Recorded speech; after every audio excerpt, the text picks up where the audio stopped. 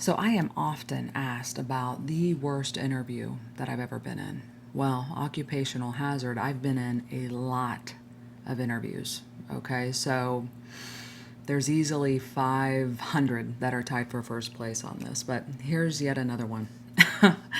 Here's another doozy for you. So I was an HR executive for an organization, and we were hiring for an engineering manager position. So we brought a candidate in, and I had security escort him to a conference room. Then I went in to just introduce myself. I was going to be the last interviewer, but I just wanted to welcome him, thank him for his time. Here's a water, the bathrooms are there, etc. We'll be right with you, basically, right?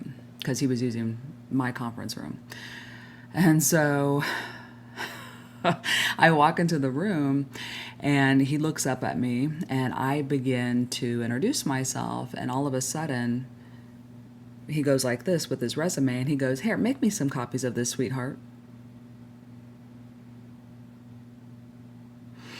And well, his interview began the second he set foot on my property.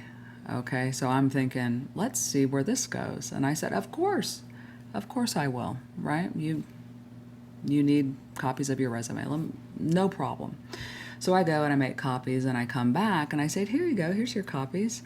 And then I try to introduce myself and he goes, oh, good. He never said thank you. He said, oh, good. If you don't mind, I'm trying to prep for my interviews. And I said, I do not mind at all. Like, please, take all the time you need, okay? So, boy, you would pay money to see his face when I walked in as his final interview. He Casperized right before my eyes. He turned white as a sheet. And he looked me up and down and he said, "You're a leader?"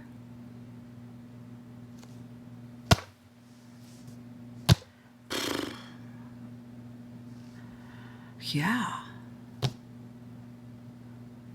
Wow. And the interview got more interesting from there.